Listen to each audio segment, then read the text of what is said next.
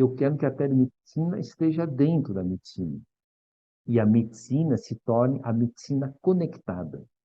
Uhum. Quando nós atingirmos isto, teremos um respeito. Telemedicina, ele não compete com a medicina. Telemedicina é uma expansão da medicina, então eu defendo a medicina conectada e não a telemedicina. Medicina mais telemedicina vira medicina conectada.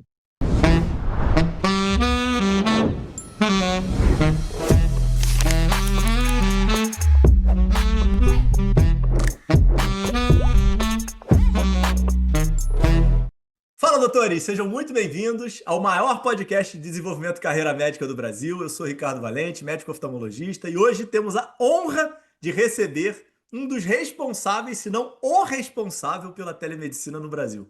Um visionário que, ao longo de sua carreira, tem liderado mudanças profundas na maneira como a saúde é ensinada e praticada em nosso país.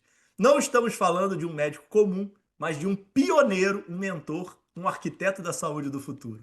Ele é chefe da disciplina de telemedicina da USP, coordenador do MBA de saúde da USP. É um desses profissionais que não se contenta em seguir o caminho estabelecido. Ele preferiu abrir novos horizontes e escrever sua própria trajetória, não só em um campo de inovação como a telemedicina, mas também na educação digital, trazendo uma revolução na formação médica com o uso de tecnologias como a computação gráfica 3D.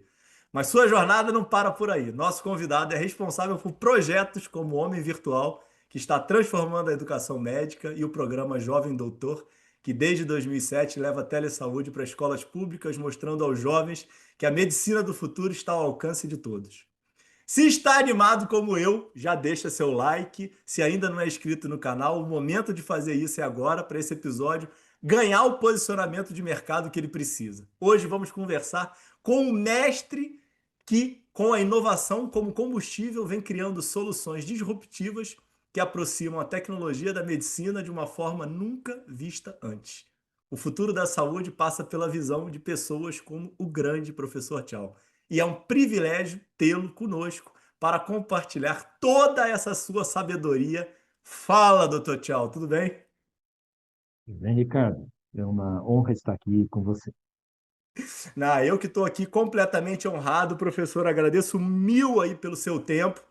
Agradeço imensamente pelo auxílio, nossa conexão da minha querida Silvana, mestra aí, que sempre está a par aí da vida de muitos colegas, trazendo aí conexão e benefício e uma melhoria para o nosso sistema. Então, Silvana, agradecimentos mil aí pelo auxílio na conexão. Professor, começa já de início. Da onde é que o senhor sai? Como é que é o início da jornada do super professor Tchau? Tudo tem um começo, né, professor? Sim. Bom, primeiramente, sou natural da China, mas de Taiwan, aquela ilha que está tendo alguns problemas com a China continental, assim por diante.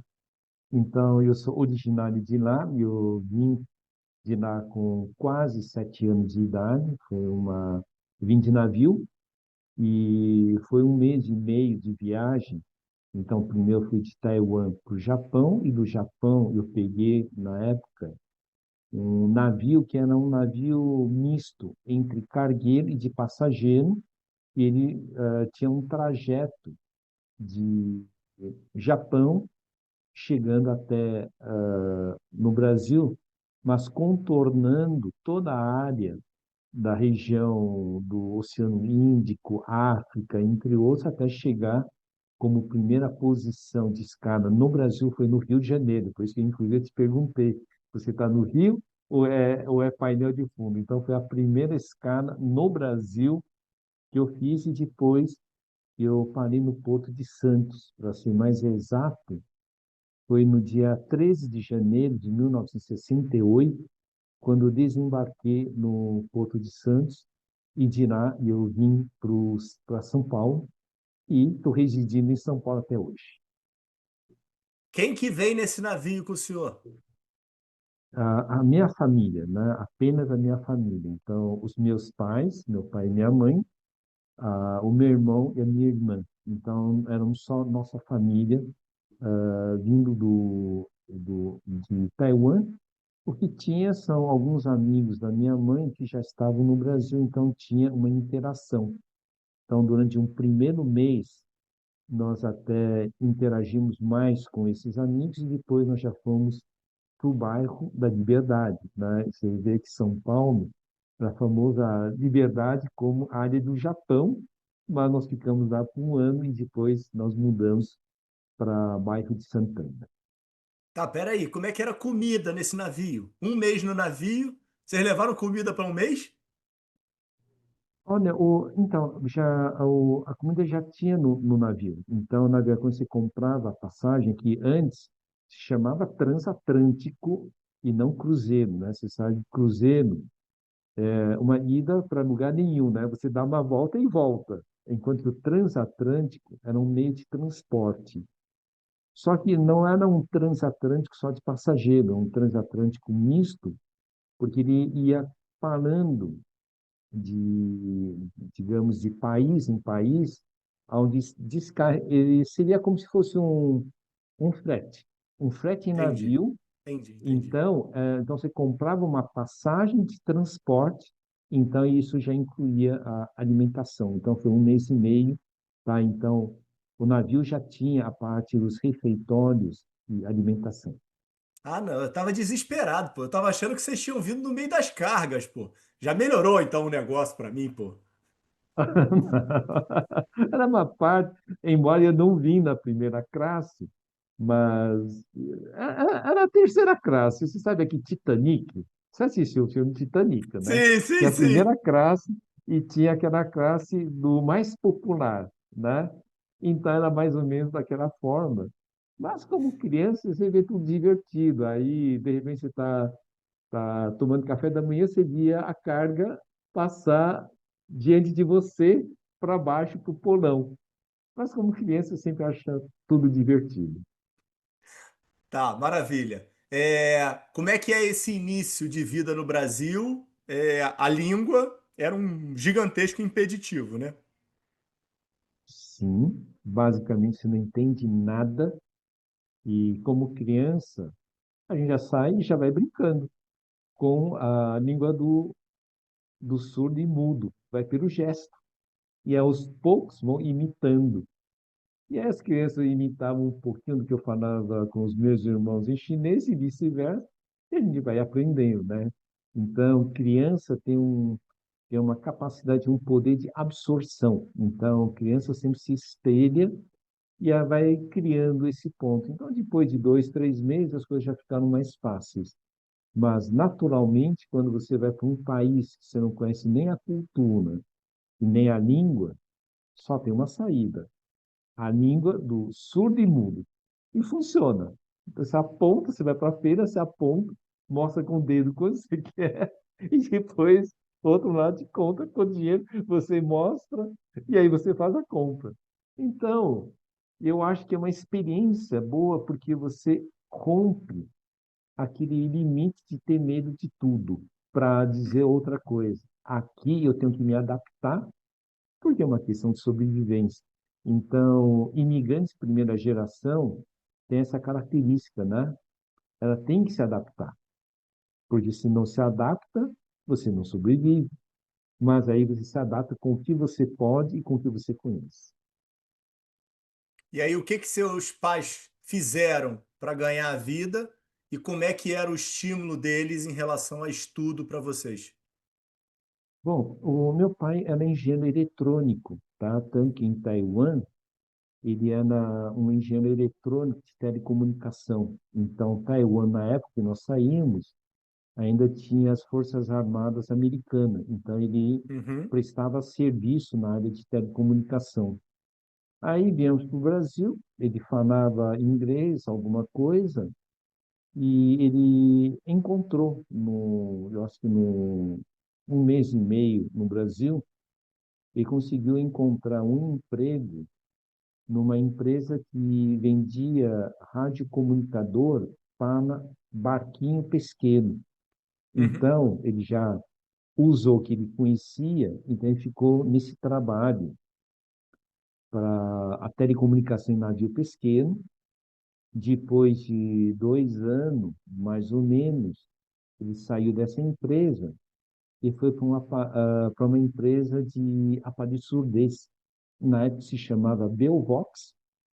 Logo depois foi comprado por uma empresa dinamarquesa, que é Danavox, e hoje vocês devem conhecer por GN Danavox, tá? Então, ele trabalhou, então, depois da telecomunicação, ele trabalhou com aparelho de surdez. Então, o mercado de trabalho dele era justamente com a fonoaudiologia e os otorrinos.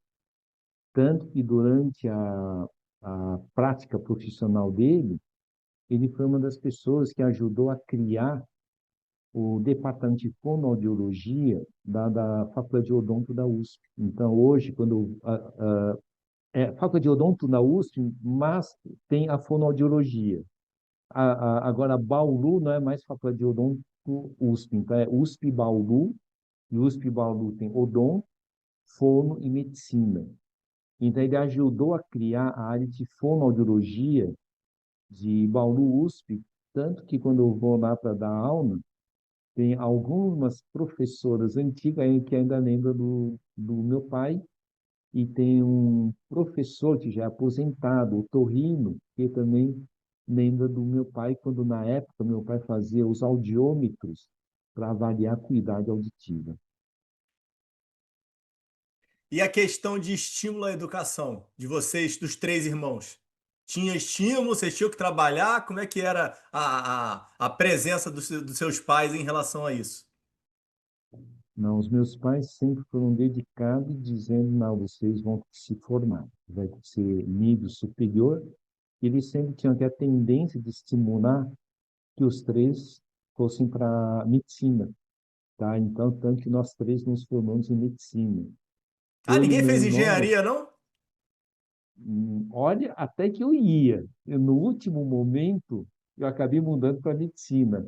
Até primeiro ano do ensino médio, eu estava cursando Colégio Bandeirante e eu estava na área de exatas.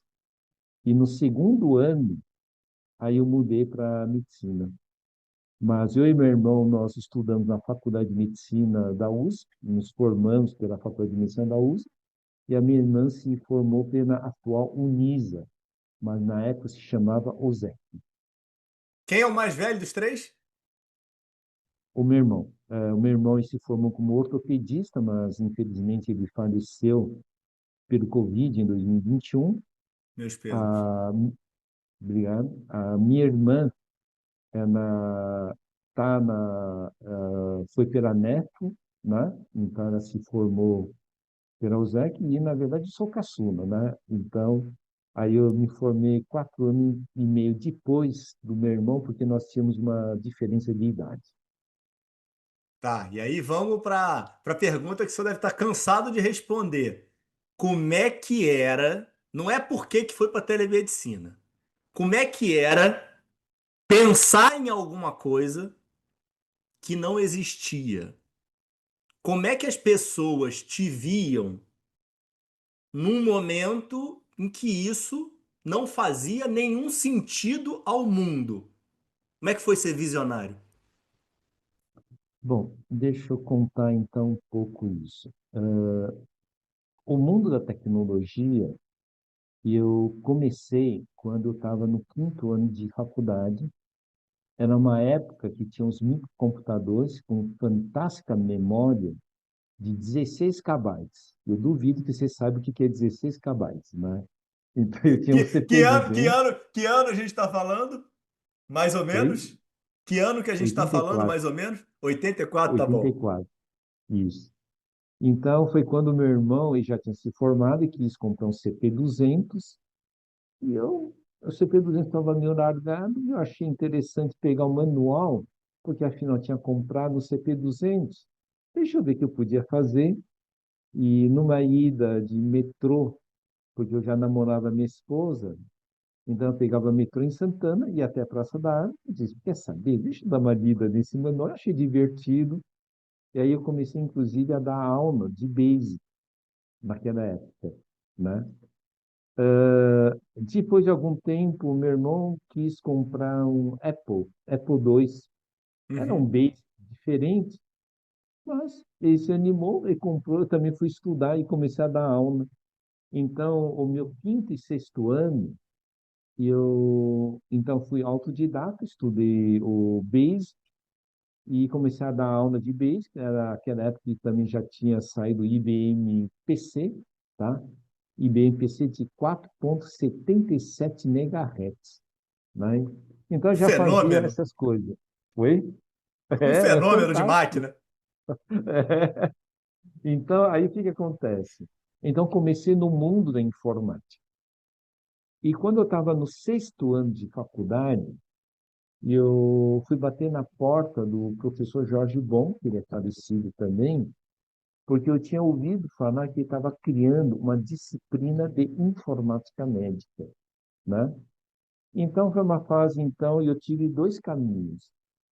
Eu ia para informática, mas aí eu também fiz concurso de residência médica. E foi naquela época que eu também conheci a professora Inamara Batistana, que atualmente é uma das lideranças de medicina de reabilitação, né? E ela, inclusive, me avaliou porque eu estava fazendo um concurso para residência de medicina física e de reabilitação, a fisiatria. Bom, então eu fui dual. Dual no sentido, bati na porta do professor Jorge Bom, porque me interessava a questão da informática médica e eu também ia para medicina física. Bom, final da história. Eu entrei na residência e eu tentava fazer as duas coisas simultaneamente, a residência em informática, mas não como informática médica, eu fazia atividade externa. E nessa correria eu acabei pegando uma tuberculose pleural. E essa tuberculose pleural me fez ficar basicamente 3 meses inativo da residência. E foi aí o ponto de virada. E eu não conseguia muito mais pensar em repor, eu tinha que tomar uma decisão. Então, eu fui o primeiro da faculdade de medicina, de alguém que naquela época não era comum largar uma residência. Eu fui o Uhum. primeiro a largar a residência, aí eu segui pela informática médica. Então, eu fiquei 10 anos em informática médica, para ser mais exato, de 87 até 1997. Inclusive, eu era preceptor da residência de informática médica. A Faculdade de Medicina teve a primeira residência em informática médica, que ele acabou em 1998. Aí ele acabou, mas ele teve 10 anos de informática médica. E aí, desde 95, quando nós tivemos a parte da internet que se tornou para o mundo civil, porque até antes a internet era restrito apenas a nível universitário, foi quando a Embratel trouxe a internet, a FAPESP ficou como sendo esse ponto, eu comecei a trabalhar com a parte de portais, sites de internet. E aí sim nós estávamos ouvindo, principalmente o professor Jorge Bom, que nos Estados Unidos tinha a ATA. ATA é a Associação Americana de Telemedicina. Só para te ilustrar o tempo. Com o fim da Guerra Fria, em ponto zero, né?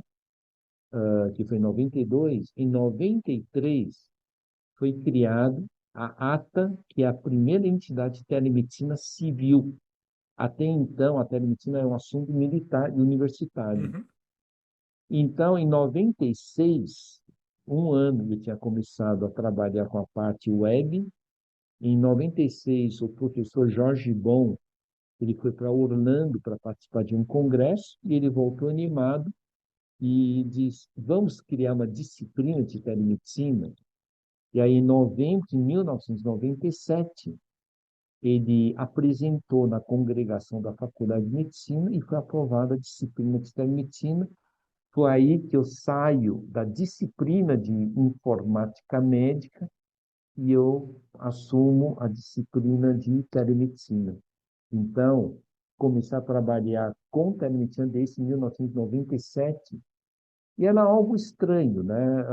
A informática em saúde, que já estava estruturada, achava que telemedicina era um ramo, um subitem da informática em saúde, e eu basicamente dizia que não, são coisas diferentes. A telemedicina aplica a tecnologia no exercício profissional, e a partir de lá eu comecei a trabalhar estruturando o conceito da telemedicina como uma estratégia médica de exercício da medicina, mas apoiado em recursos tecnológicos. Então, a minha jornada é de 1997, e desse 1998, aí eu comecei a ministrar curso de telemedicina para pós-graduação, que tem até hoje, tá? Inclusive, em 27 de maio, eu terminei a turma de 2025 da pós-graduação de telemedicina. Então, esse é um trabalho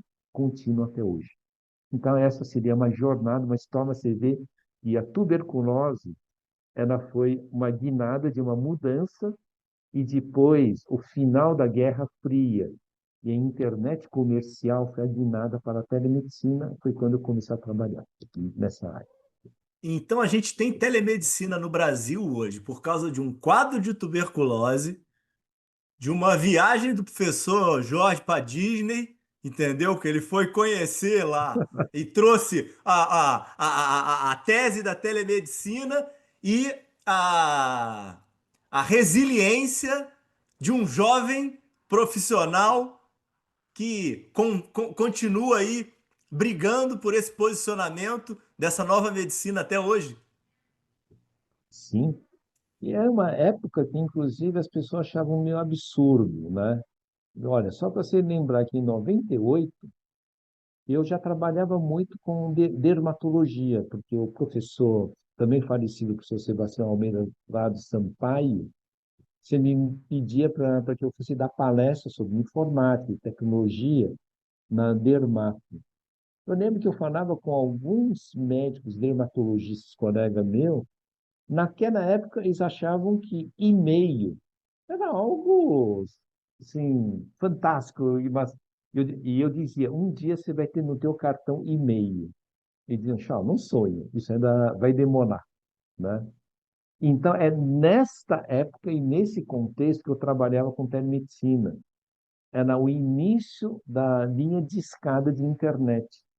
Então, muitas coisas você tem que lembrar o que que era a situação, e aí eu dizia, não, mas a tecnologia vai permitir fazer isso, tá? Então, eu trabalhei e durante 5 anos eu estava trabalhando nisso, tanto que em agosto de 2002 o Conselho Federal de Medicina publicou a primeira resolução de telemedicina do país. Todo mundo acha que a telemedicina é por causa do Covid. Errado. Foi em agosto de 2002, a resolução 1643.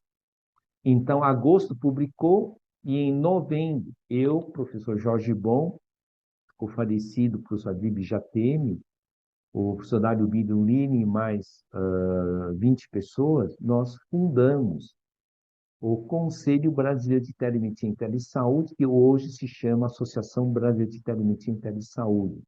Então, no mesmo ano que o Conselho Federal reconheceu a telemedicina, nós criamos uma entidade para representar a telemedicina no Brasil, que existe até hoje, né? E aí sim, também só para você ter uma ideia, o 3G ainda não estava. Estávamos com 2G e meio. O 3G, ele começa em 2004. E é nesse ponto que aí você vê que era o nosso desafio. Como Sim, implementar a telemedicina? Por exemplo, eu estou conversando com você via Zoom. sim. Na época nem imaginava, né?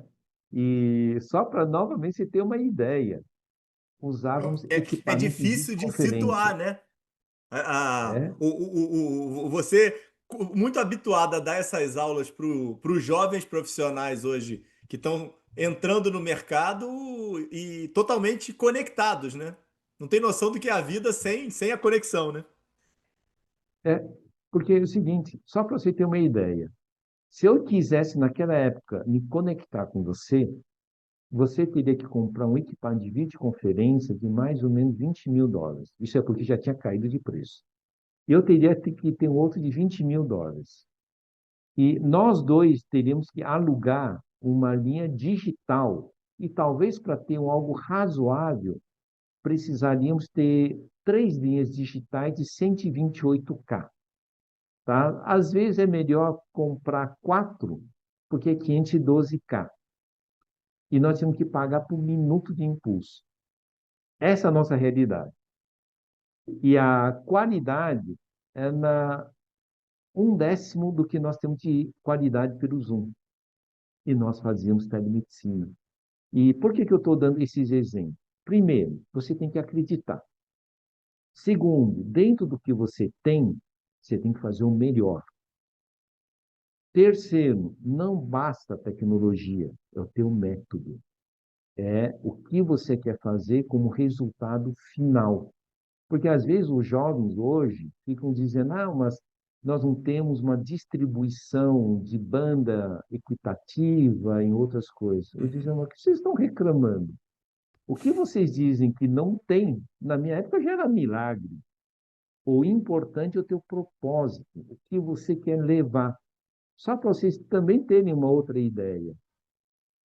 Em 2006, nós fizemos uma primeira transmissão em streaming, via, tipo, tecnologia hoje de internet, para a cidade de Parintins.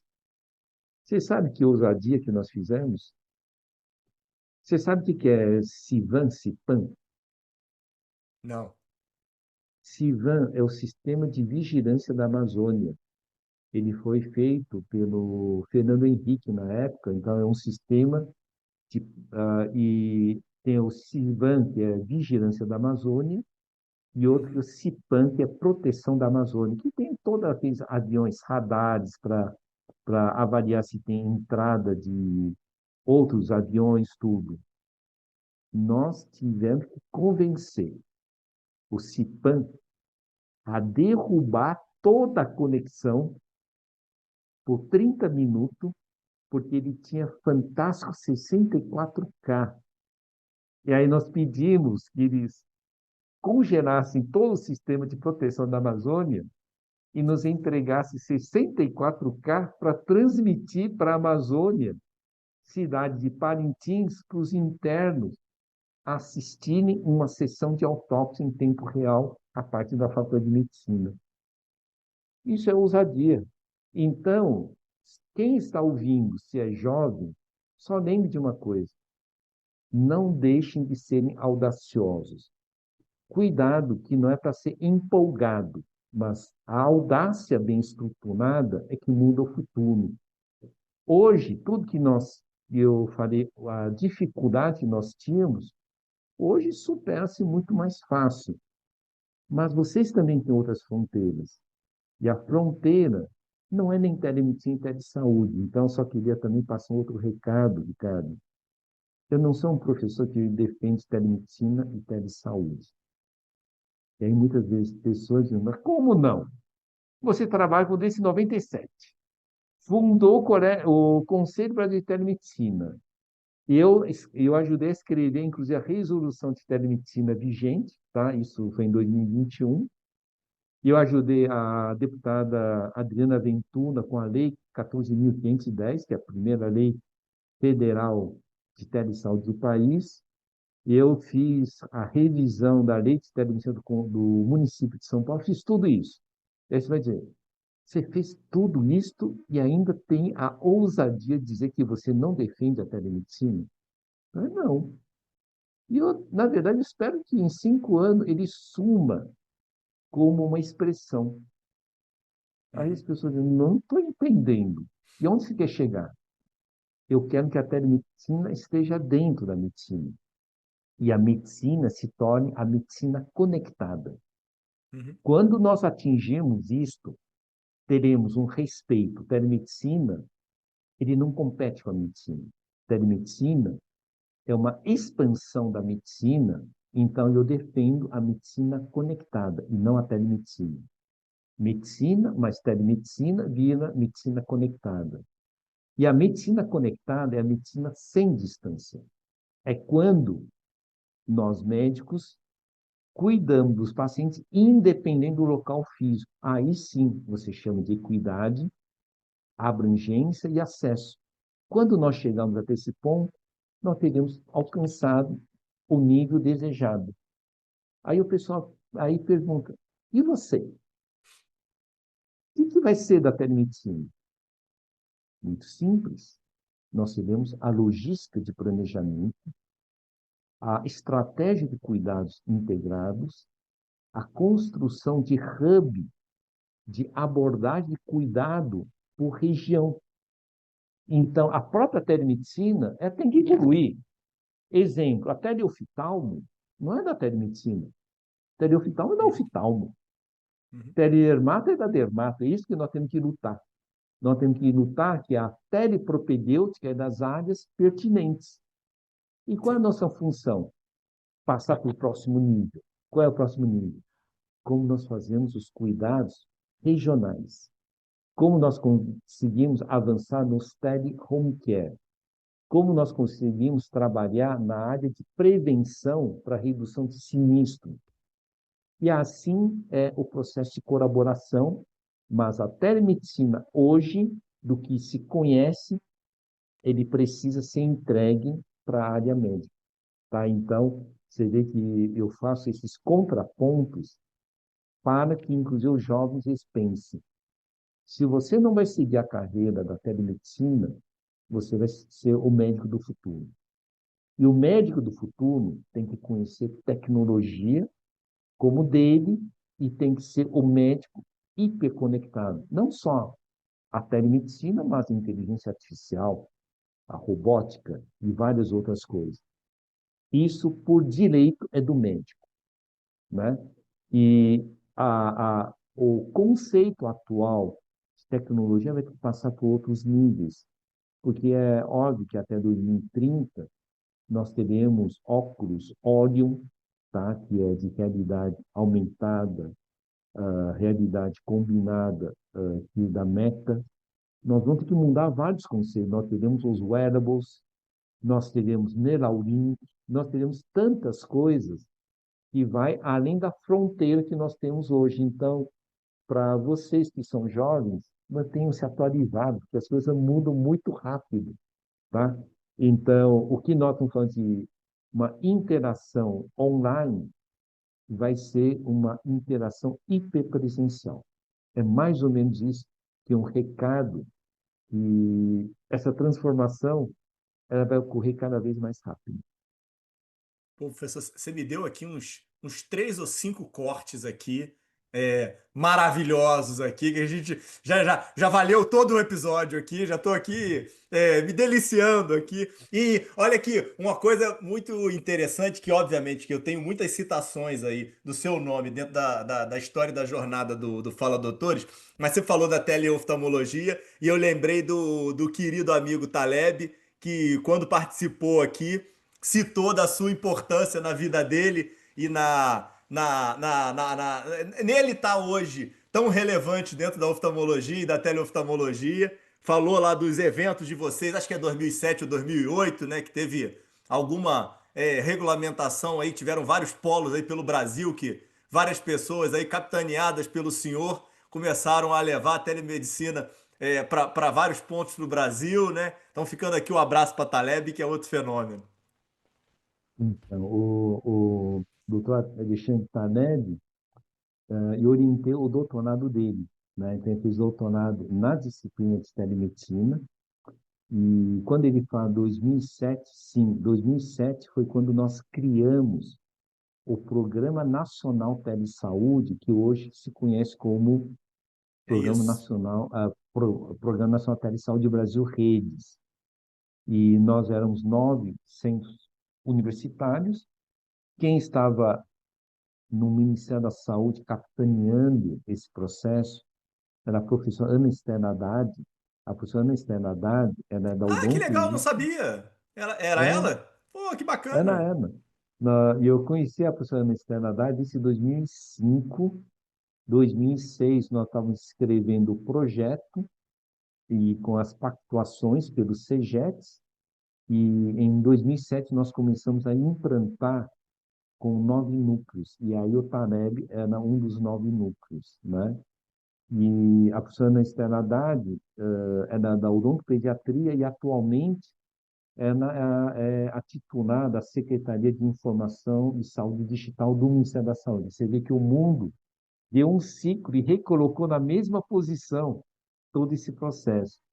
Então, o professor Alexandre Taleb, primeiro que ele sempre foi um jovem, digamos, de talento, né? Inclusive, eu reencontrei ele presencialmente na semana passada no Conselho Federal de Medicina, porque no dia 3 de junho teve o primeiro fórum de inteligência artificial do Conselho Federal, né? Então, eu fui lá para falar sobre a inteligência artificial generativa e como os médicos deviam usar. Ele foi falar sobre educação. Mas, Você então, para de elogiar ele, que ele já não tá mais tão jovem assim, não, hein, poxa. eu sei, eu sei, mas eu falei, ó, para os meus padrões seria jovem. Então, mas eu sei, você está certo, você está certo. Mas o ano passado, eu estava como presidente da ABTMS, porque eu tive 3 gestões como presidente, de 2006 até 2013 e 2022 até 2024. E ele foi responsável como presidente do Congresso, né, do 11º Congresso da BTMS, que foi em Goiânia, né? Então, ele não só é coordenador do núcleo de telesaúde da Universidade Federal de Goiás, como ano passado ele era o presidente do 11º Congresso da Associação Brasileira de Telemedicina e Telesaúde, que foi em abril do ano passado. E aí a gente entra em outro assunto aqui que eu estou super curioso. Da onde surge projeto Jovem Doutor? Da onde que vem aí? Como é que começa isso daí na tua trajetória? Que eu sei que hoje tem uma relevância aí e um carinho dentro do seu coração. Então, o jovem doutor, primeiro, queria um nome que é uma armadilha que eu criei, né? E surgiu em 2007. Em 2007, eu coordenava 2 grandes projetos. Um, que é o programa do Instituto do Milênio, e naquela época, CNPq, ele fez um projeto de indução, e ele queria induzir a telemedicina no Brasil, isso em 2005. E nós formamos um consórcio, nós saímos como consórcio vencedor, nos 8 universidades, e foi a partir desse projeto do Milênio que nós conseguimos inspirar o Ministério da Saúde para que nascesse o Programa Nacional Telesaúde. Então, nasce a partir de um consórcio do CNPq, induz o Ministério da Saúde, e em 2007, eu ainda estava coordenando esse programa, esse projeto do Programa Instituto do Milênio, e começamos a telesaúde, eu era coordenador do núcleo do estado de São Paulo. E eu tinha um dilema: como expandir a atenção primária para a área que a atenção primária não consegue atingir. Exemplo, como que eu atinjo dentro das escolas? Porque se você quer ensinar com que futuros adultos saibam se cuidarem, o melhor é atuar quando eles são jovens. Uhum. Então, era um ponto que eu tinha essa minha dúvida. A outra dúvida é como que eu levo para dentro da família. Porque a pessoa vai para a unidade básica de saúde, vê alguma coisa, volta para casa e esquece. Então, eu pensei, tem que ser as crianças. Porque o que eu ensinar das crianças, do hábito saudável, de uma cultura, ele leva para casa, ele internaliza e ele cria como algo cultural para quando ele se tornasse adulto. E aí nasce o projeto do Jovem Doutor. E aí o pessoal diz, é o Jovem Médico. Não, não, não. O Jovem Doutor é um nome que é uma armadilha. Mas então, o que é Jovem Doutor? A primeira definição da palavra doutor vem do latim docere, educador, preceptor. Então, o jovem doutor é o jovem educador e não o jovem médico. Mas o doutor tem dois outros significados. Você usa a palavra doutor para quem você respeita. Então, ele significa alguém que você respeita. E também está associado com médico. Então, é saúde. Então, em duas palavras, eu criei a seguinte ideia: o jovem educador em saúde que é respeitado pela sua comunidade e pelos seus pares. Esse é o jovem doutor. E aí você tem dois tipos de jovem doutores: o universitário e o jovem doutor, que são os estudantes do ensino básico. E aí eu vou na pela linha da OMS, que estimula o autocuidado. Então, desde 2007, eu achava que a coisa mais importante que nós tínhamos que trabalhar era o autocuidado e prevenção. Hoje já ficou algo consagrado. A prevenção reduz sinistro. Tanto que a pandemia diz, se você sabe prevenir, você reduz a chance de ficar doente. Então, o jovem doutor, ele nasce com esse cenário, e em 2008 nós já tínhamos ganho a segunda colocação no prêmio do jovem cientista do CNPq, que é um apoiado pelo Gerdau, pela Rede Globo, tanto, e naquela época, naquele ano, o eixo se chamava Educação para reduzir as desigualdades sociais. Então, agora você vê que o contexto do jovem doutor é como nós usamos uma ação para transferir conhecimento da universidade para dentro das comunidades, Uhum. promovendo uma prevenção de doenças e construindo futuros adultos cidadãos que gostam de se cuidarem. Então, esse é um investimento. Tá? Então, nós trabalhamos desde 2007. 2007 eu já tinha ido para Parintins, Manaus, mas aí tem algo importante: a cidade de Santos. Tá? Jovem Doutor começou em 2007 e desde 2015 eu trabalho com Jovem Doutor em Santos e estou há 11 anos ininterruptamente. A ponto que em 2021 o município criou uma lei municipal, então não é mais projeto, é um programa. Em 2023, o Santos também publicou uma lei que é complemento à Lei 14.510, mas uma lei de telesaúde integrada. E lá ele cita o jovem doutor, mas ele também cita uma outra coisa importante, que é a linha que eu estou trabalhando: promoção de saúde do idoso e a intergeracionalidade. Então, o jovem doutor, eu estou focando não só em prevenção, mas nos jovens saberem respeitar e admirar os idosos para evitar uma ruptura social, um litígio, né?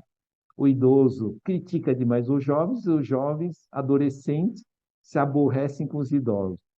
Então, esse é o programa do Jovem Doutor, e esse ano, o ano passado, nós completamos 10 anos, foi feito um documentário de uma hora, que ficou um documentário muito bom, foi exibido em cinema, e esse ano, por iniciativa da vice-prefeita de Santos, o Jovem Doutor entrou no Parque Tecnológico de Santos. Então, nós entramos numa outra escala.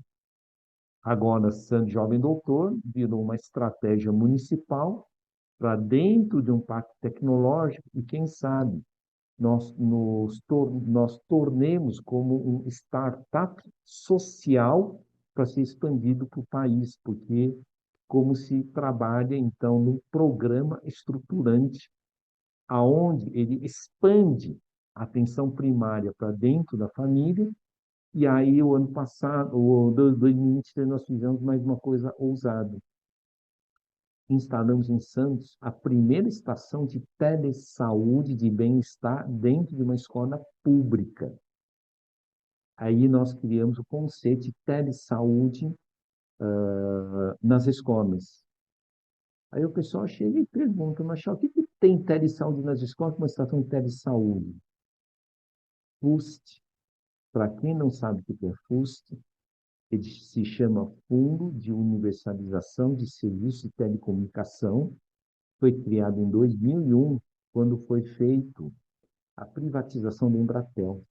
E nós temos mais ou menos 23 bilhões represados que está no BNDES. Mas nem é esse dinheiro que eu estou falando. O governo federal, ele, em 2024, assinou um decreto liberando com que as empresas de telecomunicação, de telefonia, deixassem de recolher até 40% do FUST se for investido exclusivamente nas escolas. Agora, no plano maior, o que significa? 97% das escolas brasileiras têm conexão à internet.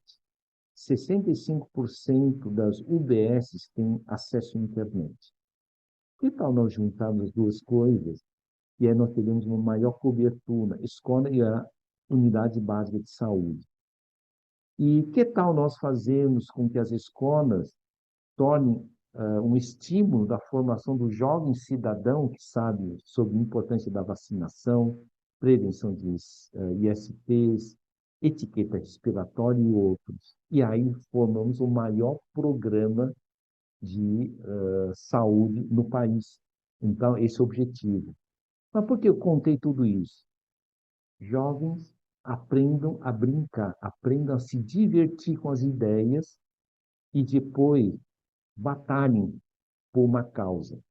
E você vê que muitas vezes ampliar uma abordagem não é apenas por um caminho. Você vê que eu pulei de um lado para outro e no fim nós conseguimos criar um guarda-chuva muito maior. O jovem precisa aprender a inovar, precisa aprender a ampliar a mente e dizer: eu vou trabalhar no resultado. E tudo que é de boa qualidade está à minha disposição. E aí sim, então você vê que esse é o futuro, que é o médico do futuro. O médico do futuro é curioso, enxerga as diferentes partes e vai montando a sua quebra-cabeça e diz: aqui dá certo, deixa eu ousar nisso. Tá? Então, esse é um recado para os jovens para aprenderem a inovar e fazerem um empreendedorismo responsável, um empreendedorismo acadêmico. Se nós queremos melhorar a saúde no Brasil, teremos que ser empreendedores e inovar processos. Você é bom nisso, hein, professor? Como é que esse negócio da oratória e da repetição, a gente fica bom em tudo na vida, né, rapaz? Ô, o senhor é um fenômeno nesse negócio, hein? Olha aqui, professor. Um ponto aqui, que o grupo de WhatsApp que eu mais gosto é o GPM, Gestão para Médicos. Adoro o que a gente consegue produzir lá naquele grupo. E uma bela,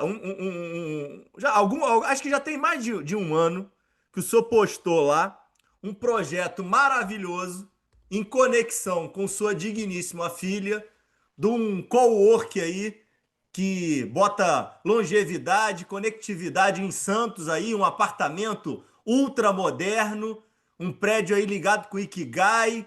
Como é que é esse projeto aí? E traz um pouquinho aí da tua conexão com a família aí. Como é que é trabalhar de alguma forma com a filha? Então, Ricardo, deixa eu te contar uma coisa. Você sabe que eu sempre perturbo as pessoas, né? Eu digo, o futuro está na telesaúde de bem-estar, estilo de vida, e não está apenas no cuidado de doença. E é nesse conceito que eu trabalhei, que a telesaúde, bem-estar, estilo de vida 60 a mais, ele também começa pela habitação, a moradia. E foi aí que a minha filha, ela é arquiteta, inclusive ela defendeu o mestrado no ano passado na USP-Leste, e o mestrado dela foi a estação de telesaúde. E quem foi da banca examinadora foi a professora Ana Estela Haddad. Ela está na CIDIG, ela foi da banca avaliadora, Pô, que titular da banca pressão que você avaliadora. botou a coitada da sua filha, hein, poxa? O Reinaldo Costa, na época, ele era diretor do Departamento de Saúde Digital da CIDIG. Duas pessoas da CIDIG faziam parte da banca examinadora. O bom é que nós estamos rompendo as barreiras, porque eu sempre defendi que uma verdadeira saúde, nós esquecemos de uma coisa importante, a arquitetura. tá? Uhum. Aí eu falo, como nós podemos ousar pensar que um ambiente saudável, que tenha menos perigo de acidente, ele não seja uma estratégia de saúde. E é nessa linha que a minha filha trabalhou, seja na estação telesaúde, ou seja, no prédio 5.0 Kigai. Mas deixa eu te contar, aquele prédio avançou muito, tá? Desenvolveu, é um prédio de 40 andares, à beira-mar. Ela mudou uma fachada para ter um portal de entrada dos esportistas. Ela fez uma área coworking dentro do prédio. Ela fez uma área de bem-estar conectado que permite fazer telepilates, telereabilitação. Ela já inaugurou a outra área, que é das práticas integrativas do SUS, e você pode fazer tai chi, meditação, entre outros. Aí vem a pergunta, Paixão, por que tudo isso? Evitar demência. Você Uhum. sabe qual é o maior fator de demência para idoso? Baixa escolaridade, sabia? O Tá. coworking é a melhor coisa para fazer um aprendizado de lazer cultural e empreendedorismo. Isso Uhum. reduz a chance de demência. A segunda causa, baixa acuidade auditiva. E depois vem as doenças crônicas, hiperdia, tudo. Uhum. O coworking era criou isso, criar um significado e um propósito para quem tem 60 a mais. Telepilates, teleatividade física com o robô de telepresença, para toda a parte da autonomia Uhum. musculoesquelética e meditação. Tai Chi, entre outros, são práticas integrativas do SUS para fazer uma coisa chamada a terapia contra a ansiedade de forma não medicamentosa. Então, começou a criar o conceito de um prédio com propósito de vida, né? E é para 60 a mais. Eu até diria que, no futuro, eu acho que cada condomínio ele vai precisar, assim como os condomínios hoje têm playground para criança, eu acho que no futuro vai ter que ser área de qualidade de vida para quem tem 60 a mais. E também ter uma estação de telesaúde. Aí o pessoal pergunta, por que estação de telesaúde? Para que eu tenha um local privativo de teleatendimento, porque para que não vá tantos para os hospitais, quando não há necessidade. Uhum. A partir de 2030, o terceiro setor de cuidado das pessoas será a casa das pessoas. Primeiro, hospital, segundo, consultório, mas depois de 2030 vão ser tantos idosos que não vai dar para você ficar criando mais hospitais. Então, você tem que fazer um algo exponencial. Moradia, unidades de teleatendimento de qualidade, e aí as pessoas perguntam, mas é só um local privativo? Não. Uma série de equipamentos de uso compartilhado para fazer a parte do exame físico. Então, você vai poder ter glicosímetro, você vai poder ter espirômetro, você vai poder ter Uhum. vários aparelhos. Então, um conjunto do condomínio inteiro, como uma política e uma estratégia de saúde distribuída. E naquele prédio tem isso. Então, ele virou um modelo conceito para que os outros prédios comecem a reproduzir uma unidade mínima que gere qualidade de vida e a saúde e o monitoramento. E só para terminar, porque eu uso muito a palavra bem-estar. Não basta não ter doença, uma pessoa pode não ter doença e não estar bem. E uma pessoa pode ter doença e dor e ele está no bem-estar, porque ele tem Uhum. Uhum. Uhum. companhia, ele Uhum. se sente com um propósito de vida. E é por isso que se chama telesaúde de bem-estar, mas com um estilo de vida que é agradável. Esse vai ser o futuro da saúde a partir da quarta década do século XXI. E nós temos que pensar que a tecnologia nos permite isso. Mas para isso acontecer, nós temos que formar mais gente olhando para essa forma de abordagem. Tá? Então, até eu vou convidar quem quiser conhecer esse prédio, Por favor, é um dos prédios mais altos da Orla Marítima de Santos, e esse prédio tem todas essas estruturas que podem ser os componentes que todos os condomínios que têm muitos idosos deveriam ter como uma unidade de gerar atividade e propósito de vida. Pô, esse projeto já está aí, já em expansão, né? Sim, e atualmente nós estamos tentando induzir as construtoras a incorporarem isso. Mas você sabe que as construtoras nem sempre estão atentas. Aí a melhor coisa que nós temos que fazer é modernização predial. A modernização predial. E aí vai um recado. Eu sou de uma época que os prédios nem se preocupavam com playground para criança. Depois Uhum. passaram a se preocupar. Hoje os prédios não estão preocupados com qualidade de vida e saúde para adulto e 60 a mais, em poucos anos, e não se preocupar. Então, nós temos que ousar fazer essa linha da mudança, porque nós acreditamos, né? E porque, se não fizer isto, o Brasil terá um risco até 2035. Existe uma previsão que, por causa do envelhecimento, até 2035 nós podemos estar gastando quase 20% do PIB em cobertura de doença. Isso é inviável. Uhum. Um país entra em falência, só dá para gastar no máximo 10%. E aí que está o segredo da telesaúde e bem-estar. Reduzir sinistro, reduzir complicações. E aí vai ter que ser uma política prioritária de saúde, não só pública, mas social, incluindo saúde suplementar. Então, aí eu vou já transmitindo mais um recado para todo mundo. Jovens, olha, não se esqueçam, existe uma área que vocês têm que batalhar como um mercado de trabalho, que é até de saúde e bem-estar, estilo de vida.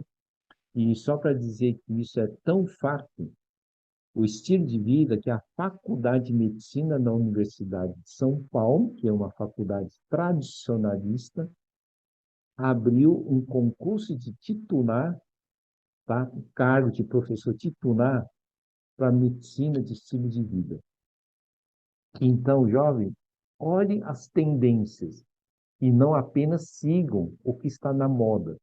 E isso que você começa a olhar nas tendências, a chance é que quando isso se torna um algo comum, um algo popular, vocês sejam entre os mais excelentes.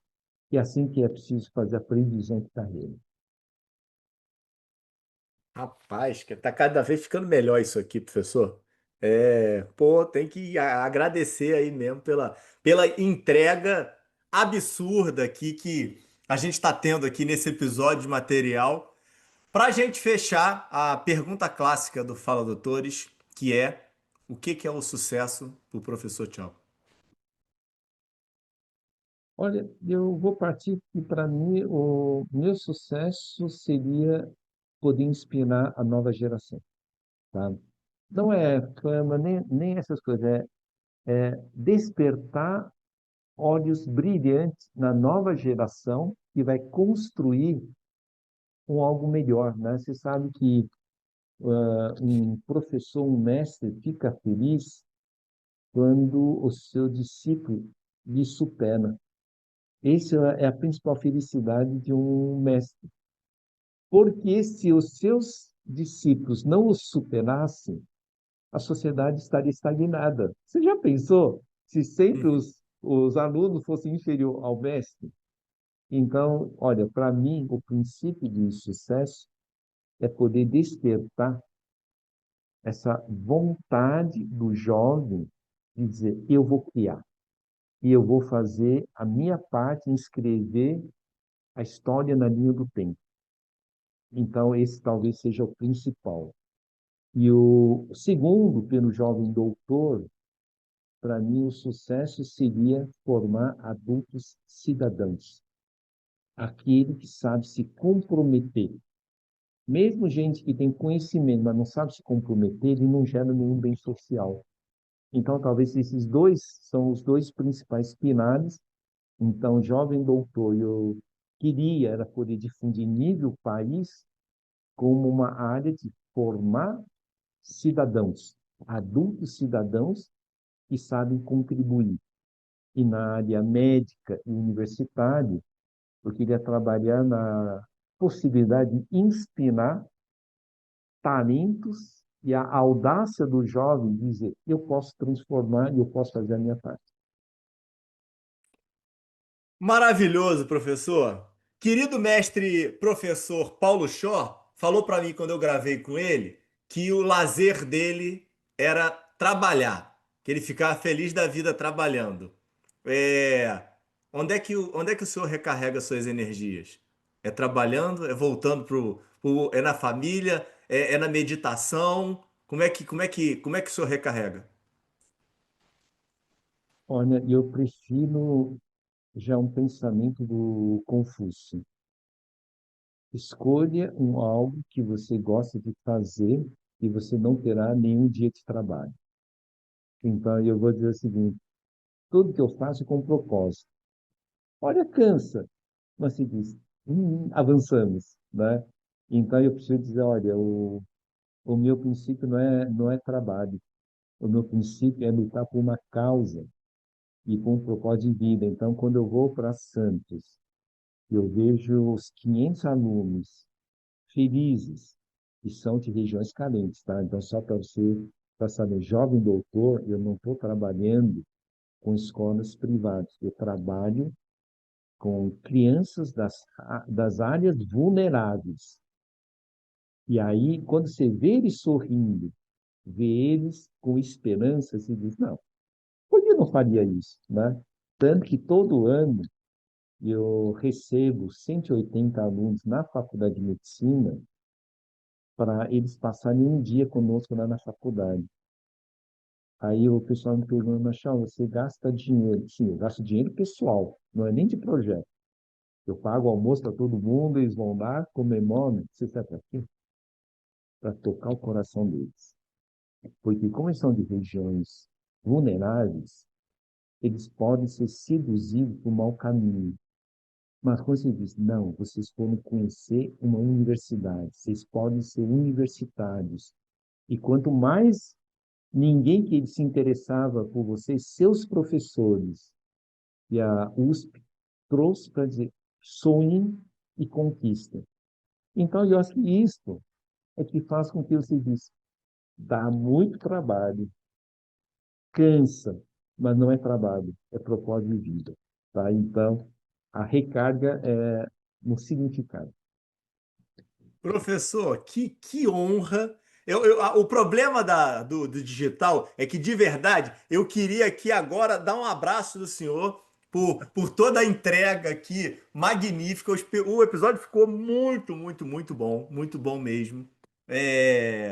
Assim, não tenho palavras para agradecer. Eu já estava honrado com o seu tempo e com a sua participação. Agora, com toda a entrega que o senhor deixou aqui para mim e para a gente. Então, assim, é uma baita de uma satisfação, tá? Eu amo fazer isso daqui e de verdade, cada vez mais tá ficando um pouco piegas, porque muitos episódios eu falo que eu fico muito feliz que o senhor hoje foi o responsável por fazer meu dia valer a pena, tá? Então, obrigado de coração aí pelo teu tempo, pela entrega, pela disponibilidade, pela transparência, pela clareza nas ideias e nas palavras, tá, professor? Assim, de verdade, muito, muito, muito obrigado mesmo. Acho que todo mundo que pôde acompanhar aí até aqui e vai acompanhar demais, vai se deliciar aí com a tua jornada.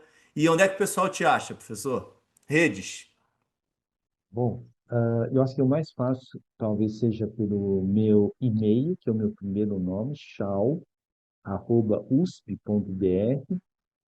Em vez de rede, eu acho que pode ir no meu site, porque aí eu tenho tudo do Vou botar na LinkedIn. bio, então. Então é Tá. chauwen.med.br. E É aí fácil. encontra meu currículo Lattes, encontra tudo. Então, o e-mail e o meu site pessoal. Perfeito. Maravilha.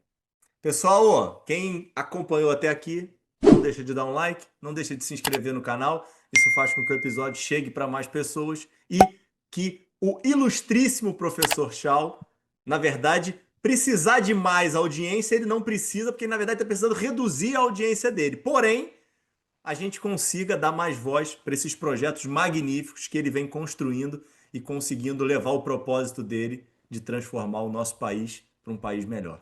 Obrigado, até terça-feira que vem.